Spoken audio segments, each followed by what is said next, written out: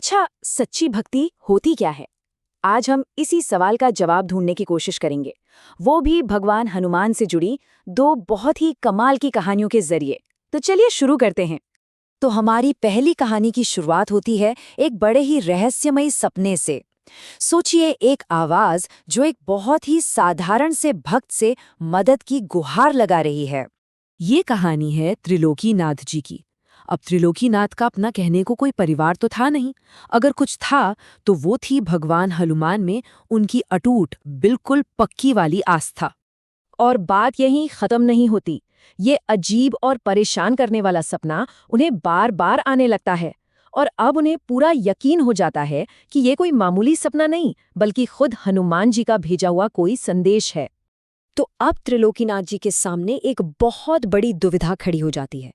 क्या ये वाकई कोई दैवीय संदेश है या फिर बस उनके मन का कोई वहम? सोचिए, क्या किया जाए ऐसी हालत में? वो फैसला करते हैं कि वो अपने सपने को सच मानेंगे और उस पर अमल करेंगे। लेकिन जानते हैं, यहीं से उनकी आस्था की सबसे बड़ी, सबसे कठिन परीक्षा शुरू हो जाती है। वो अपनी बात लेकर गांव के मुखिया और पंचायत के पास पहुंचते हैं। लेकिन वहां क्या होता है? उनकी बात का मजाक उड़ाया जाता है। कोई भी उनकी बात पर यकीन करने को तैयार नहीं होता। पूरा का पूरा गांव उनके खिलाफ हो जाता है। पर इसके बावजूद त्रिलोकीनाथ का जो विश्वास है ना, वो जरा भी नहीं डगमगाता। वो किसी की परवाह नहीं करते। हाथ में कुल्हाड़ी उठाते हैं और सीधा जाकर पेड़ पर वार कर देते हैं। ये कोई मामूली काम नहीं था। ये तो हर तर्क, हर अधिकार के खिलाफ सिर्फ और सिर्फ सच्ची आस्था का एक काम था। और जैसे ही गांव वाले उन्हें रोकने के लिए वहां इकट्ठा होते हैं, ठीक उसी वक्त एक चमत्कार होता है। अरे वाह! पेड़ के तने से हनुमान जी की एक बहुत ही सुंदर प्रतिमा प्रकट हो जाती है। तो ये तो थी एक भक्त की आस्था की कहानी, है ना, जिसमें कितनी बड़ी परीक्षा देनी पड़ी। लेकिन जरा सोचिए, क्या होता है जब एक देवता खुद भक्त बन जाए? भक्ति का एक और भी रूप है, जिसे अब हम अपनी दूसरी कहानी में देखेंगे।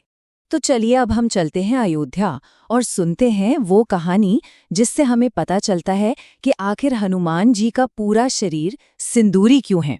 इसकी भी एक बहुत दिलचस्प वजह है। हनुमान जी देवी सीता को रोज अपनी मांग में सिंदूर लगाते हुए देखते हैं। अब हनुमान जी तो ठहरे भोले भक्त, तो वो बड़ी उत्सुकता से सीता जी से पूछ बैठते हैं कि वो रोज रोज ये क्यों करती हैं, इसका क्या महत्व है। इस पर सीता जी बताती हैं कि ये सिंदूर उनके पति भगवान श्री राम की लंबी उम्र और उनकी सलामती के लिए है, और इसे लगाने से प्रभु बहुत प्रसन्न भी होते हैं। अब हनुमान जी अपने भोले मन में एक बहुत ही सीधा सा पर बहुत शक्तिशाली हिसाब लगाते हैं। उनके मन में आता है, अच्छा, तो अगर एक चुटकी सिंदूर से प्रभु की उम्र लंबी होती है और वो खुश होते हैं, तो ज्यादा सिंदूर का मतलब तो ज्यादा लंबी उम्र और ज्यादा खुशी हुई। और बस यही सोचकर हनुमान जी आगे जो करते हैं ना, उसे देखकर अयोध्या का पूरा राजदरबार हैरान रह जाता है। हनुमान जी अपने पूरे शरीर पर सिंदूर लगा लेते हैं और पहुंच जाते हैं भगवान राम के सामने। अब दरबार में बैठे लोग तो उनका ये रूप देखकर उन पर हंसने लगते हैं। लेकिन भगवान राम, वो उस हंसी के पीछे छिपी हुई पवित्र और सच्ची भावना को देख लेते हैं, उसे समझ जाते हैं। भगवान राम इतने भावुक हो जाते हैं कि वो हनुमान जी को कसकर गले से लगा लेते हैं। वो उनके इस निश्चल, निस्वार्थ प्रेम से अभिभूत हो जाते हैं। और भगवान राम ये घोषणा करते हैं कि आज से जो भी हनुमान जी के इस सिंदूरी रूप की पूजा करेगा, खासकर मंगलवार को, उस पर उनकी विशेष कृपा बरसेगी। और हनुमान जी का यही काम आगे चलकर एक पवित्र परंपरा बन गया, और वो सिंदूर का रंग हमेशा हमेशा के लिए उनकी सच्ची भक्ति का प्रतीक बन गया।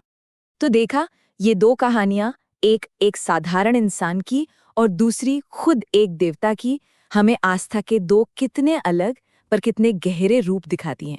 हमने देखा कि भक्ति का एक रास्ता है जो बहुत कठिन है, जहां अकेले पूरी दुनिया का सामना करना पड़ता है, और दूसरा रास्ता है प्यार का, एक बहुत ही सीधा साधा भोला भाला प्रदर्शन। इससे सबसे जरूरी बात ये निकल कर आती है कि भक्ति का कोई एक तय तरीका नहीं होता। असल चीज जो मायने रखती है वो है दिल की सच्चाई, इरादे की पवित्रता। तो ये हमें सोचने पर मजबूर करता है ना, कि आस्था का असली रूप आखिर है क्या? क्या ये मुश्किलों से भरी एक परीक्षा है, या फिर दिल से किया गया एक भोला सा काम, शायद जवाब ये है कि भक्ति इन दोनों ही रूपों में सच्ची होती है।